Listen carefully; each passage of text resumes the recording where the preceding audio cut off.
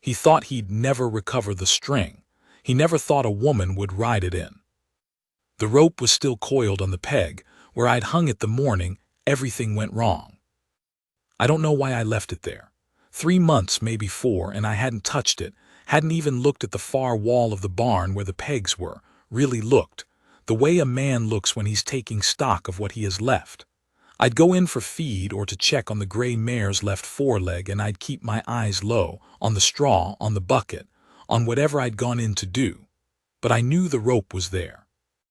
Knew it the way you know a bad tooth. Not always at the front of your mind, but always present. A dull, particular ache that the rest of your thinking moves around without touching. It was a 40-foot grass rope, hand-laid. My father's before it was mine. He gave it to me the spring I turned 17 with nothing more ceremonial than setting it on the saddle horn while I was mounted and saying, "Don't be stupid with it," which was, from him, a considerable blessing. He wasn't a man who gave many things. He worked until he couldn't, and then he died and left me the land and the horses and that rope, and I understood even then that those were not small things. I'd won 6 county championships with that rope. Not money championships. There wasn't money, not in the early years, not in any year really, not the kind that lasts, but the kind where men who'd known you your whole life stood along a fence rail and watched you work, and then nodded, and that nod meant something you couldn't spend but couldn't replace either. I'd worked with that rope in 100 different conditions, mud and ice, cattle that wanted no part of being caught, horses that were green and jumped at their own shadow. It didn't matter. When the rope was in my hand, I knew what to do, and more than knowing, I felt it. There is a feeling you get when you've done a thing long enough and well enough that it stops being a thing you do and becomes a thing you are. That's what the rope was. I try not to think too much about what that feeling was like now. It gets me somewhere I can't do anything useful with. The accident was not dramatic. That's what I've turned over the most in the years since. You'd think a thing that takes everything from a man would at least have the decency to be large. A runaway, a bad fall, a horse that went crazy in a storm. But it was a Tuesday. Dry, nothing particular in the sky. I was sorting cattle in the East Pen, routine work. The kind I'd done 10,000 times, and my horse stumbled on a gopher hole I hadn't seen. And I went off wrong, and my right hand was in the loop when we went down. When they found me, I was still conscious, which I'm told was worse for the men who found me than if I'd been out. The hand healed. That's what everyone said. Caleb at the doctor's office in Millhaven said it, and he was right in the way that doctors are right technically, structurally. The bones knit, the skin closed, the feeling came back, most of it, over the better part of a year.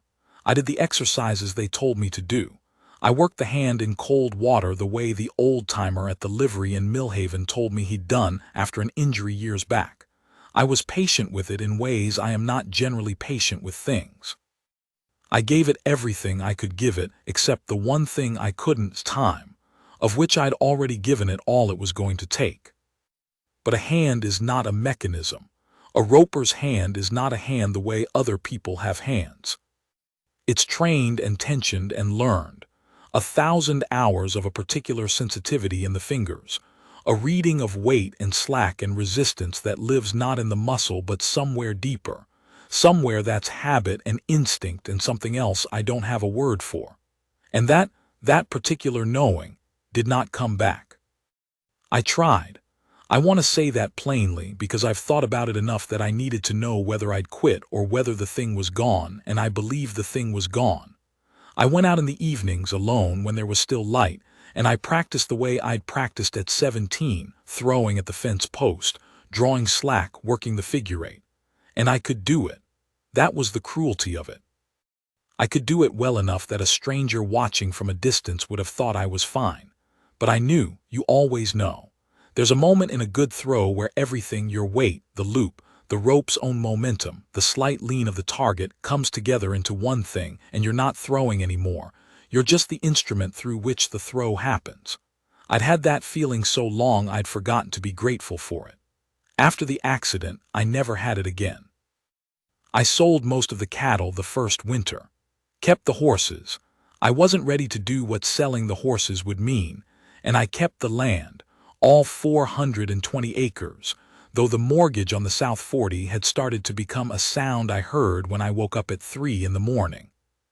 I did what I could, fixed fence, took wages from Aubrey Thresh 2 days a week, riding for his outfit, which was humbling in a way I bore because I didn't see an alternative, ate alone, slept poorly, spent a great deal of time standing in places without going anywhere, watched the rope on the peg and kept my eyes low.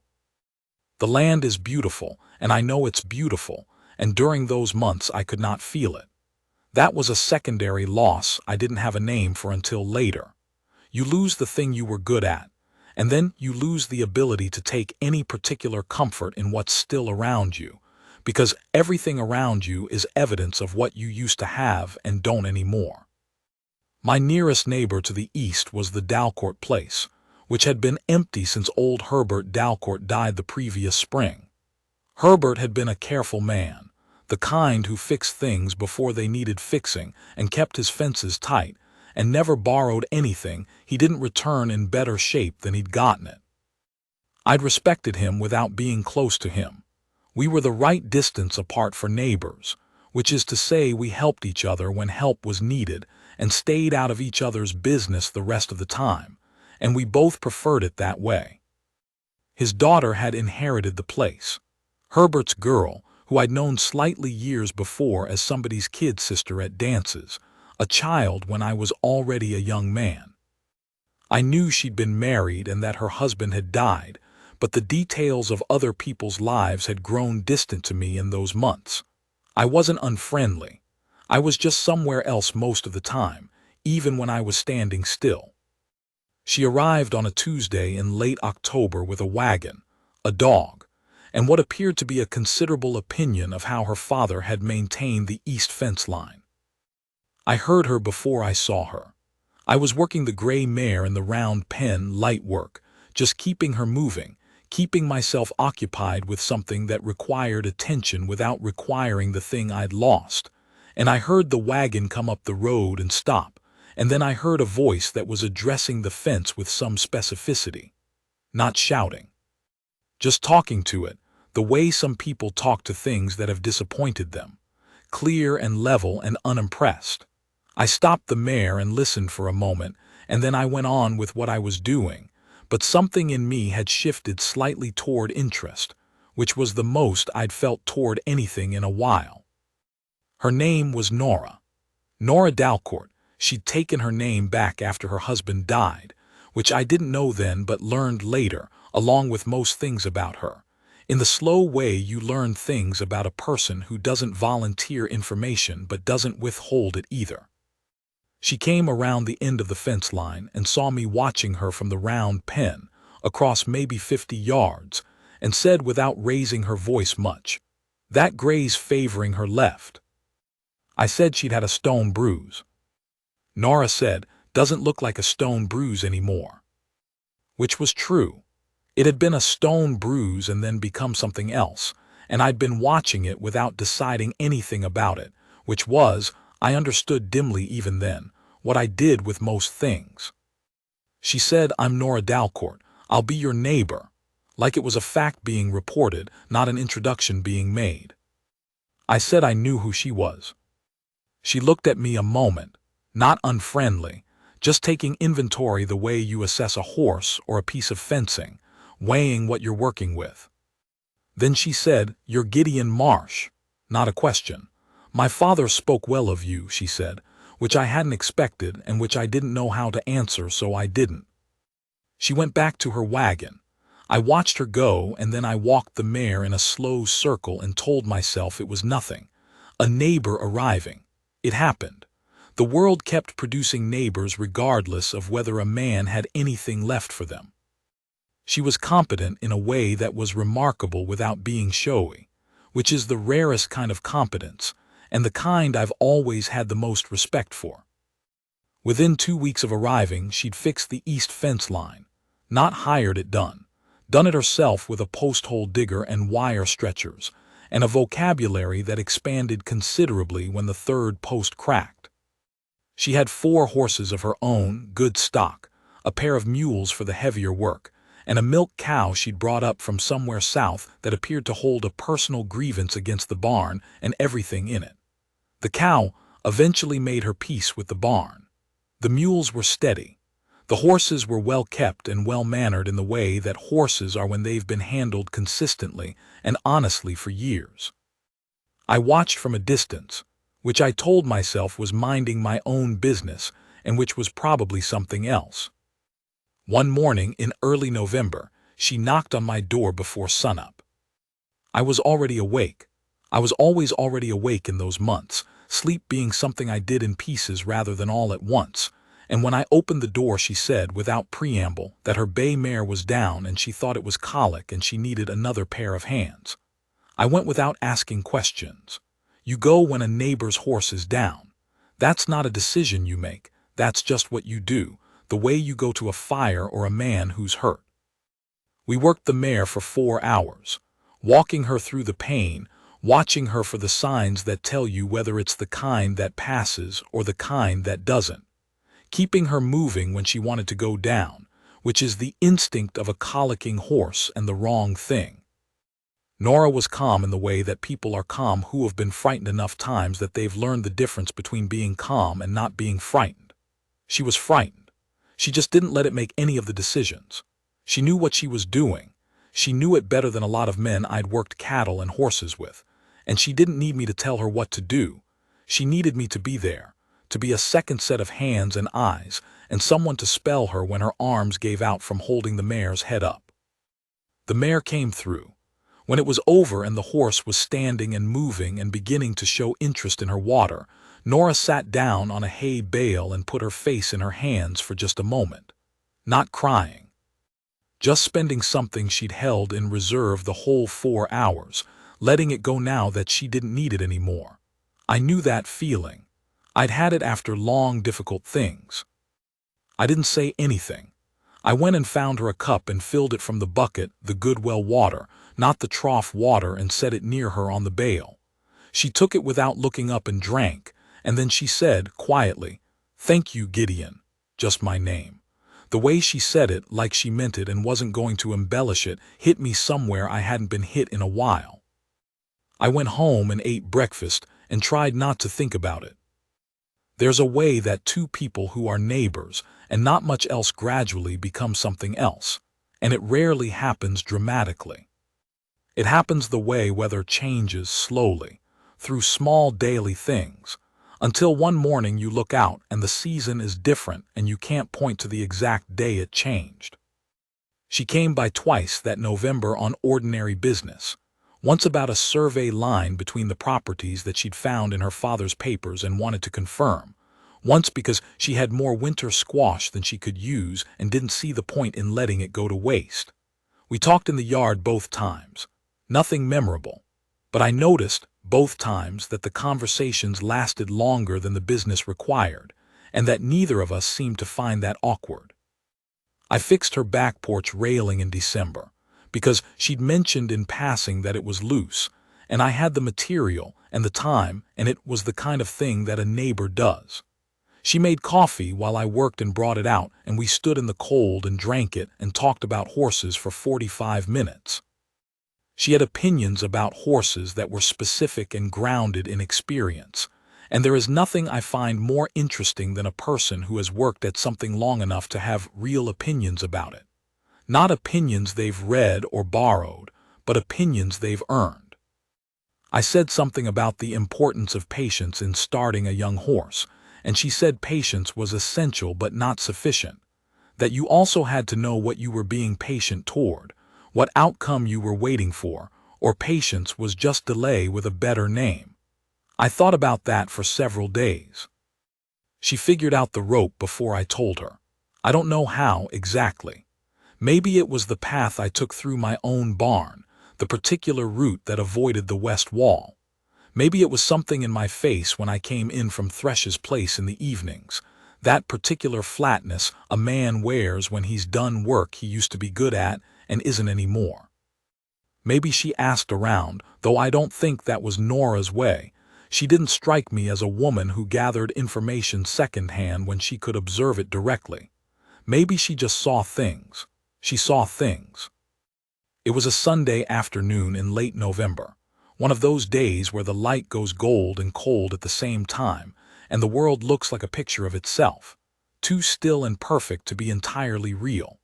I was sitting on the porch doing nothing in particular, not resting, not thinking, just being suspended between one moment and the next, which I did a lot of in those months. And she came up the road on her bay gelding, no wagon, just riding for the sake of it, and she stopped at my gate. She said, "You're not going to ask me to light down, are you?" I said she was welcome to. She came through the gate and tied the bay at the post and came and sat in the other chair, and we watched the light go for a while. She wasn't a woman who felt she needed to fill silence, which I valued more than I could say. Too many people fill silence like they're afraid of it, like they think it might do something to them if they let it exist. Nora let it exist. After a while she said, "What happened to your hand?"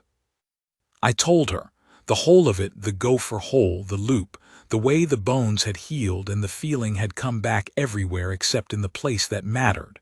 The championships, my father giving me the rope. I don't know why I told her all of it. I hadn't told anyone all of it. Not Aubrey Thresh, who was the nearest thing I had to a friend.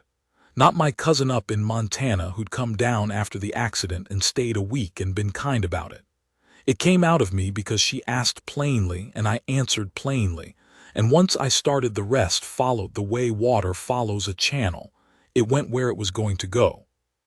When I was done, she was quiet for a moment, just sitting with it, the way you sit with a thing someone's handed you that has some weight to it. Then she said, "Can I see the rope?" I looked at her. "The rope on the peg," she said, "your father's." I hadn't told her about the rope on the peg. I said, "How'd you know about that?" She said, "You go the long way in your own barn. You don't go near that wall." She wasn't being unkind. She was just being accurate, which she generally was. "Also," she said, "there's nothing missing from a peg on a west wall of a working barn except the thing you'd expect to find there." I got up and went inside and got the rope and brought it out and handed it to her. She took it and turned it in her hands, feeling the lay of it, the weight of it, the texture. She coiled it properly without thinking about it, the way a person does who's handled rope their whole life, the motion in their hands before their brain gets involved.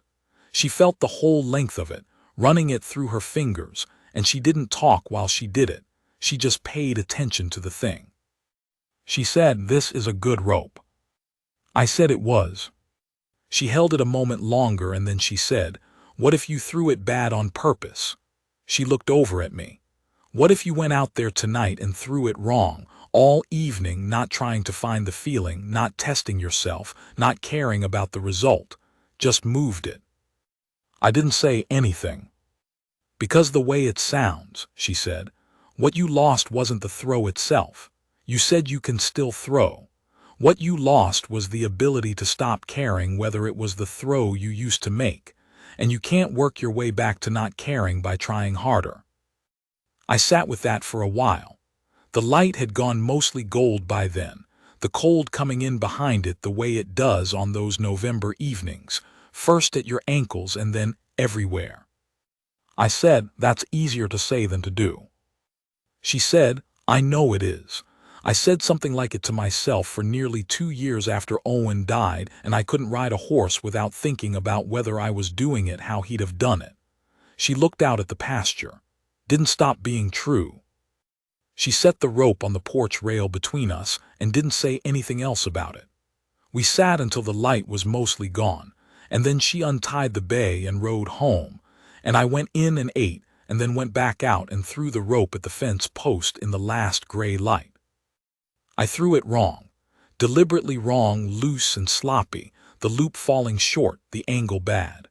I threw it 10 times and every one was a bad throw, and I let it be bad and threw it again. It felt like something dying that I'd been keeping alive through sheer stubborn suffering, and I was not entirely sure whether what I was doing was healing or giving up. Maybe they're the same thing in the beginning, and you find out which later. But I threw for an hour. And by the end I was just a man throwing a rope in the cold, and that was all it was. I went in and slept longer than I had in 4 months. She came by on Sundays after that with some regularity. Sometimes it was for something practical. She needed a hand with something, or I did, or there was fence to check or horses to look at.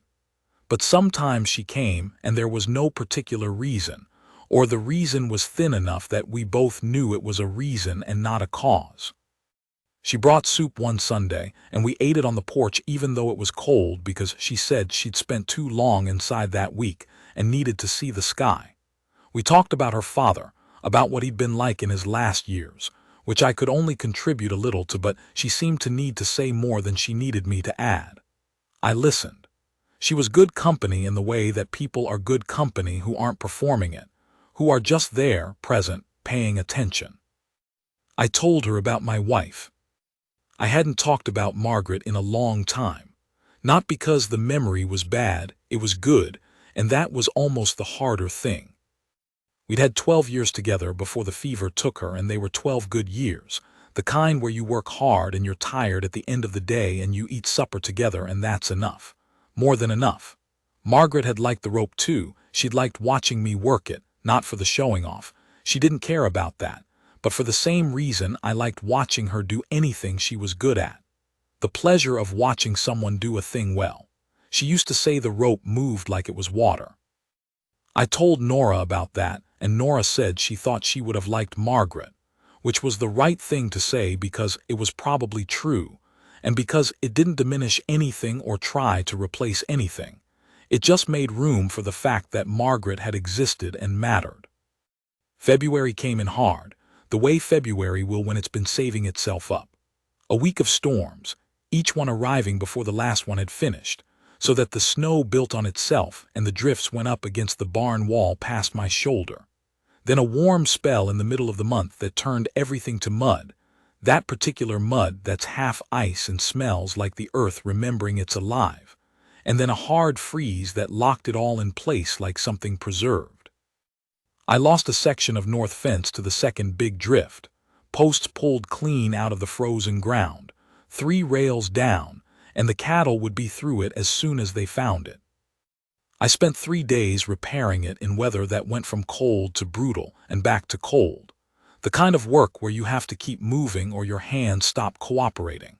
And by the 3rd evening, I was mean and tired in the particular way that comes from doing hard physical work in bad conditions for days on end, when your body starts to object to everything including being upright. I came in through the front door, and there was smoke from my chimney. I hadn't started a fire that morning. I'd been working since before light and I hadn't come inside except to eat at midday, and I'd eaten standing up at the counter and gone back out. But there was smoke, and the smell of it was different from the cold smell of the air. I came in and Nora was at my stove. She didn't turn around when I came in. She said, "There's hot water in the pitcher if you want to wash." On the stove was a pot of something that had been working for a while, filling the room with a smell that made my jaw ache the way it does when you've been cold and tired long enough that warmth becomes an actual pain before it becomes a relief. I stood in the doorway. I said, "How did you get in?" She said, "Your back door doesn't latch right. I've been meaning to tell you." I washed my hands and face in the warm water from the pitcher, which was such a specific relief, the kind that comes from a small kindness at exactly the right moment, that I had to stand at the basin for a minute before I could move. Then I sat down and we ate.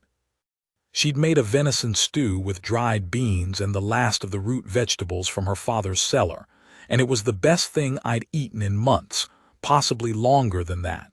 I ate 2 bowls of it. She ate hers and refilled her coffee and didn't comment on anything. After supper she didn't leave. She sat by the fire with her hands in her lap and the dog at her feet. Her dog had started coming with her. A brown and white cattle dog with one torn ear who'd appointed himself my barn security detail from about the 3rd Sunday on, and I sat across from her, and we were quiet for a while. The fire made a sound. The wind worked at the eaves. Outside, the temperature was dropping again. I understood something in that silence. Not dramatically, not like a door opening, just quietly, the way you understand a thing you've been near long enough that it finally comes into focus. She had come here because she'd wanted to. Not for a practical reason. Not because she needed something from me, or the fence needed discussing, or she had surplus squash. She'd come because she'd wanted to be here. And she'd been coming on Sundays for 2 months partly because of that. And she had some clear-eyed awareness of what she was doing, and had decided to do it anyway. I said her name. She looked at me. I said, I don't know what I have left to offer anybody. She was quiet a moment. The fire shifted. She said, you have 420 acres, even if the South 40's mortgaged. You have the best stock sense I've seen in 10 years of looking, and I've looked.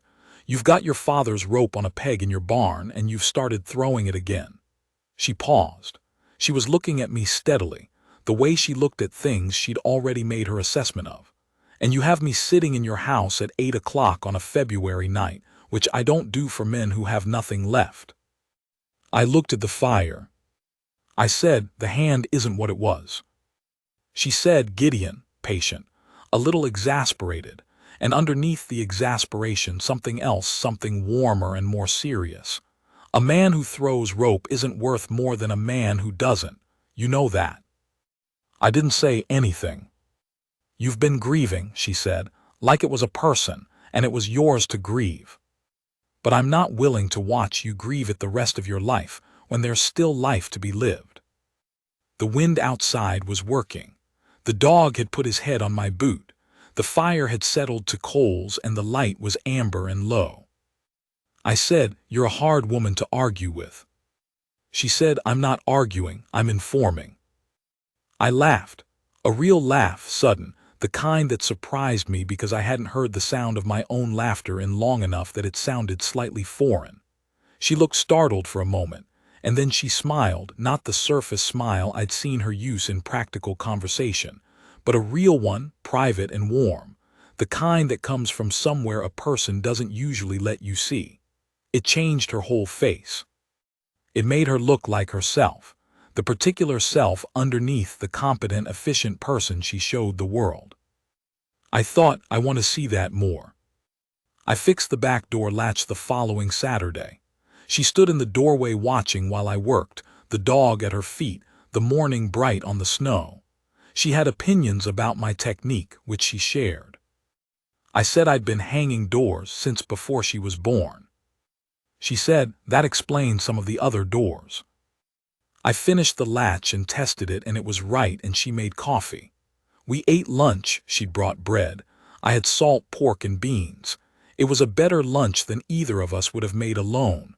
And I told her about my mother who had died when I was 11, who I hadn't talked about in years. Not because the memory was a bad one mostly, but because there'd been no one to tell it to. My mother had been a practical woman who kept a clean house and read every book she could find, and had an opinion about everything that she shared whether or not you'd asked for it. I thought Nora might have found her interesting. Nora listened and asked one careful question about what she'd been like with horses, and I talked for longer than I expected to. It didn't hurt the way I'd expected. It was just a thing, carried for a long time, set down. Spring came in pieces the way it does up here. A warm day and then cold. Mud and then frost and then mud again. A morning in late March where the smell of the ground was different, alive in a way it hadn't been since October, and you knew even if the cold came back again it wasn't going to stay. I started running cattle again, not the herd I'd had before, smaller, more careful, no borrowed money. I did the figuring in March and the buying in early April, and by the middle of the month I had 35 head on the south pasture and the work of them to do, which was the first time in a long while I'd felt occupied rather than merely busy. There's a difference. Busy is filling time with motion. Occupied is having something that matters enough to be worth doing. Nora had cattle she'd been wintering, some of her father's stock and several head she'd brought with her, and we worked them together when it made sense, which was most days. She was good with cattle. Not just competent, good in the way that you get from years of paying attention to something that will tell you things if you watch it closely enough. She read a herd the way I read a herd, from the edges, from the way they moved and held and which ones were the watches. There's a particular kind of professional respect that doesn't require much discussion. You work alongside someone, and you can tell within the first hour whether they know what they're doing and whether they know how much they know, which is a separate question and almost as important. She knew how much she knew, which meant she also knew where the edge of her knowledge was and didn't go past it without saying so. I found that admirable. I've known too many people who didn't know that edge and paid for it. One morning in late April, she cut a calf out of the herd on her bay gelding, clean and quiet and efficient, not showy, just right, the kind of work that looks easy because it was done well. I watched it from the far fence and felt something in my chest that I had to think about for a moment before I could name it. It was pride. Not my pride, pride in her. Pride at standing next to something good and knowing you're standing next to something good. It's a feeling I hadn't had in a while, and I hadn't been looking for it, and it arrived anyway and I let it. I threw the rope that same evening, alone in the pen before supper. I wasn't practicing. I'd let practicing go. I was just moving it the way she'd said, just the rope and me and the post and no stakes on the outcome. The loop went out and settled over the post, and I stood there a moment in the low April light feeling the weight of it in my hand, the familiar weight, and something happened. Not the old thing. I want to be honest about that, it wasn't what I'd had before, not quite. The particular feeling, the one where you stopped being the thrower and became the throw, that feeling didn't come back exactly. But something related to it moved through my right hand, a recognition, like running into someone you used to know in a place you didn't expect. A piece of what I'd had. Not all of it, but mine. I stood there a minute, and then I coiled the rope and went in and started supper. I didn't make a lot of it in my own mind. I'd learned by then that making a lot of a thing in your own mind is a good way to lose it again. She stayed for supper that evening, and after supper she said she wasn't going to ride home in the dark on a horse that had put in a long day, and I said that was fine, and I made up the spare room with clean linen, and she said good night and I said good night, and that was that. In the morning I was up before she was, and I made the coffee, and she came out wearing her barn clothes, her hair not yet put up, and I poured her a cup and she took it and we went out to the porch. The morning was cold still, the way April mornings are, but clear, the kind of clear that happens after a cold night, where the air hasn't had time to be anything but itself yet, no dust and no haze, just the light coming up over the eastern ridge. Her father's land was visible from here, stretching east from the fence line, the grass still winter brown but with a green underneath it if you knew how to look. Cattle moving on the near pasture. A hawk working the upper air on the south side, slow circles. The horses in my pasture below, the gray mare and her bay gelding standing close together for the warmth of it, sides touching. She said, Herbert always said this view was better from your porch than from his. I said I'd always thought the same thing. That the way the ridge ran, your own land looked better from somewhere else. She was quiet for a little while. The light came up slowly, pink at the ridge and spreading. Then she said, I'm not a woman who decides things slow. I looked at her. She said, I've been decided since February. I wanted you to know that. What you do about it is your business and I'm not putting any particular pressure on it. She drank her coffee. But I'm not going to pretend to be still making up my mind when I'm not. That's not how I'm built. I watched the light move on the ridge, the pink turning to gold, the morning opening up the way mornings do when they mean business. I said, I'm not a man who has a great deal left. She said, I know what you have. I've been paying attention for 6 months. I said, Nora. She said, Gideon. I reached across and set my hand over hers on the porch rail. My right hand, the one that didn't work the way it used to, the one the accident had taken something out of and not put fully back. She looked down at it, and then she turned her hand over and held mine, fingers between my fingers, the grip firm and warm and without any particular ceremony to it. We stood there. The light kept coming. The valley below filled slowly, gold from the eastern ridge pouring down across the grass and the fence lines, and the near edge of the pasture where the horses were, warm light on their sides, the two of them standing close. She didn't say anything else. Neither did I. The rope was on its peg in the barn. The South 40 was mostly paid. The cattle were on the pasture and the horses were in the field, and the morning was mine in a way that mornings hadn't been in a long time, and she was there beside me, her hand in mine, steady and warm, and nothing about it needed to be said. I want to go back to March, because there's something that happened then that I've been circling around, and I ought to say it straight. The winter had been long, and I'd gotten used to her being around in the way you get used to something that starts as occasional and gradually becomes regular.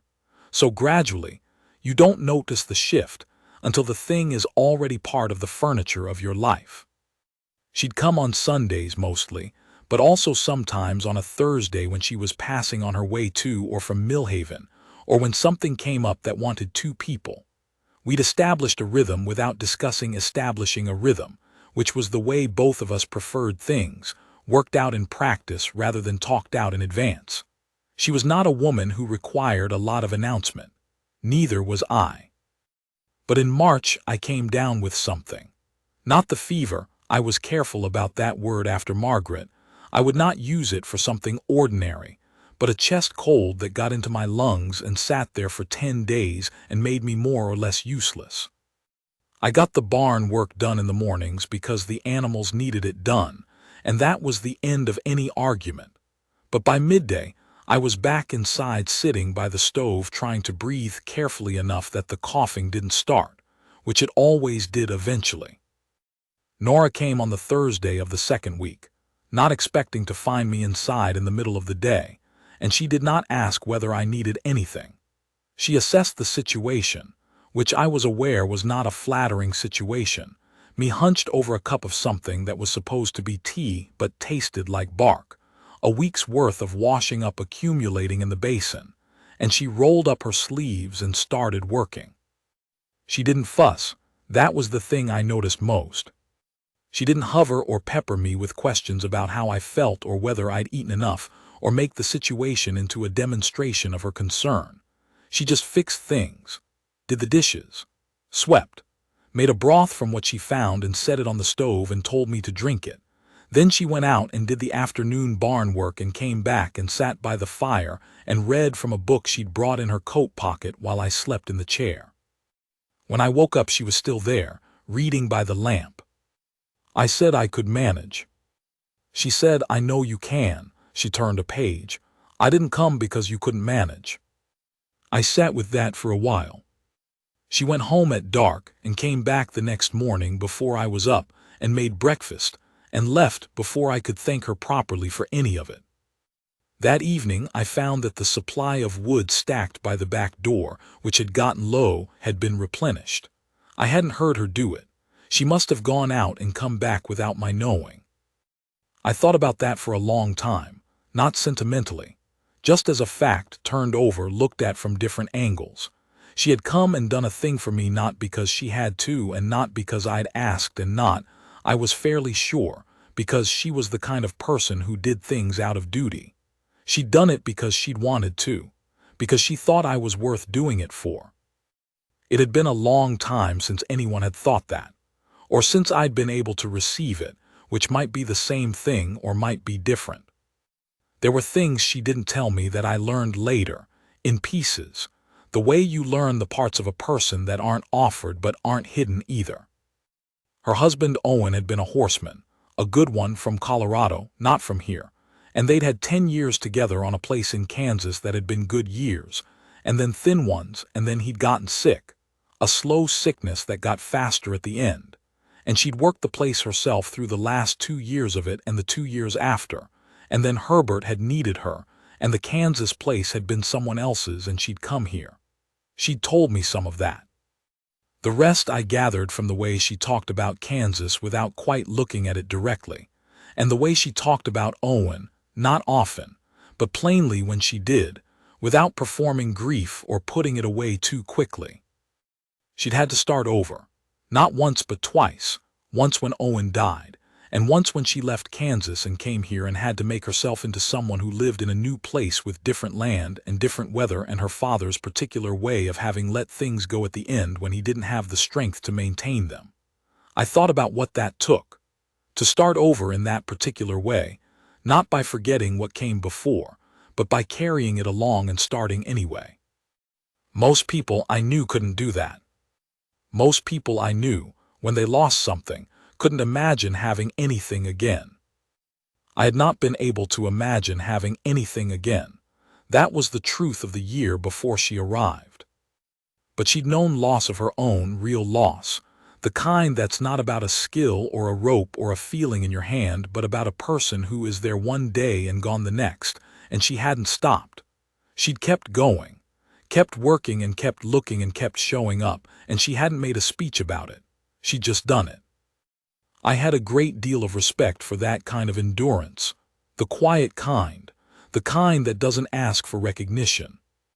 There was a day in April before the cattle came, when we rode out together to look at a section of fence on the northwest boundary that Nora thought had been interfered with, not collapsed, interfered with, one post pulled and set back wrong in a way she said was deliberate. We rode out in the morning, the two of us, and found the post she'd described, and she was right. It had been moved and set back improperly, and there were boot tracks that weren't mine and weren't hers in the mud around it. We stood there a while looking at it. I said there had been a family, the Hennesses, who'd had a claim on a piece of the northwest corner going back 20 years, a claim that had been settled legally and wasn't valid, but that they hadn't entirely accepted. I said I'd had words with the oldest Henness boy twice in recent years. Nora said, "What kind of words?" I told her. She said, "And you think they'll come back?" I said I thought it was possible. She looked at the post and then at the ground around it and then out at the fence line going west, considering. Then she said, "All right, let's fix it right and then think about whether we need to do anything else." I noticed she said we. We fixed the post. It took the better part of an hour, the ground still half frozen, and rode back.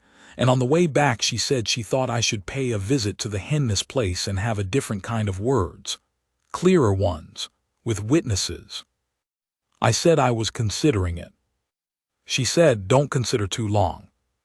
A fence interfered with once gets interfered with again, if nothing happens in between." She was right. I knew she was right. I went to see the Hennesses the following week with Aubrey Thresh for company, and I said what needed saying plainly and without anger, because anger gives the other party something to push against and plainness doesn't. The oldest Henness boy looked at me and then at Thresh and then at me again, and something in what he saw, I don't know exactly what, maybe just that I'd come and said it clearly and brought a witness and wasn't going to be talked out of anything, settled the matter. I didn't have trouble from them again. I told Nora what had happened when she came the next Sunday. She said, "Good," that was all. But the way she said it, the particular satisfaction in it, made me feel like I'd done something right, which I hadn't felt in a while either. The mortgage on the South 40 was paid in full by the 1st of June. I'd worked it out through the winter, extra work wherever I could find it, a week helping with the Millhaven livery when they were short-handed, some fencing work for a ranch family north of town who had more fence than time. Small money, but added up. The morning I paid it I rode to town and sat in the banker's office for 20 minutes and rode home, and then stood in the yard for a little while looking at the South 40, and feeling something that was quiet and solid and mine. That evening I told Nora. She was on my porch when I got home. She'd taken to stopping by when she rode past, which was often since her route to town went past my place, and I told her and she said, "I know." I looked at her. She said, "You rode into town this morning and you came home sitting different in the saddle." She said it without any ceremony to it, just an observation. "I'm glad," she said, and that was that. I thought about that later, sitting different in the saddle. The idea that a person could read a thing like that in another person at a distance, could see in the way you carried yourself something you hadn't said yet. It meant she'd been paying attention. The way you only pay attention to something that matters to you. By summer, we were not keeping the polite fiction that we were simply neighbors who helped each other with practical things. I don't mean anything improper. Nora was not an improper woman, and I was not an improper man, and we were neither of us young enough to be reckless. I mean that we stopped pretending we needed a reason to be in the same place. She came on Sundays, and she stayed for supper and sometimes into the evening. I went to her place when there was work to do, and sometimes when there wasn't. We talked the way people talk when they know each other. Not always full sentences, sometimes just references, the shorthand of people who have been paying attention to each other long enough to have shared history. Her dog had transferred his loyalties so entirely to my barn that she stopped trying to take him home. I told her one July evening that I'd been thinking about running more cattle in the fall, not immediately, but working toward it. She asked me questions about the grass and the water and the carrying capacity of the land, good practical questions. And then she said she'd been thinking about the same thing and maybe we should think about it together, meaning in combination, meaning her land and mine as one operation rather than two adjacent operations. She said this the way she said most things, plainly, with no more weight on it than it needed, leaving me room to think about it. I thought about it. Not just the practical question, which made obvious sense. The land joined up naturally. The fence line between us was more habit than necessity. But the other question, the one underneath it, the one she was not explicitly asking but was making space for, whether I was ready to combine anything with another person, whether I had enough of myself back to offer. She didn't rush it. She said what she said and she let it sit, and she didn't come back to it until I did. I came back to it in August. I said I thought the plan made sense if she was still of a mind to. She said she was. We shook hands on it, which made us both slightly ridiculous, and then she laughed and I laughed and we had supper. So by that February morning, that morning on the porch with the coffee and the pink light on the ridge, we'd been working toward something for longer than either of us had probably admitted to ourselves. And she'd said what she said, that she'd been decided since February, meaning the February a year before, meaning she'd been decided for a year and had been patient with me while I worked my way back toward being a man who could receive what she was offering. A year is a long time to be patient. I had my hand over hers on the porch rail and she had hers turned up to hold mine, and the light was coming up over her father's land and mine, our land, I thought, just to try the idea. And the horses were in the pasture, the gray and the bay, standing together in the morning. I said, I don't deserve this much patience. She said, probably not, but she said it gently. I didn't do it because you deserved it. I did it because you were worth it. That is the thing I've turned over the most since that morning, the difference between deserving and being worth. I'd spent a year thinking I had to deserve something before I could have it, and she was saying that's not how it works, that's not the right measure. Worth is different. Worth is what you have, not what you've earned. She was looking at me with those steady eyes, the morning light on her face, her hand warm in mine. I said, Nora Dalcourt. She said, Gideon Marsh. I pulled her hand toward me slightly and she came, and I put my arm around her, and she leaned against me, and we stood there on the porch in the cold April morning and looked at the land together. Her head was at my shoulder. She smelled like coffee and cold air and the horse she'd ridden over on. The valley was gold now, all the way across. The horses moved below, unhurried. The rope was in the barn where I'd put it the night before after throwing it, clean and coiled on the peg. Everything was exactly where it was. That was enough, more than I'd believed was still coming to me.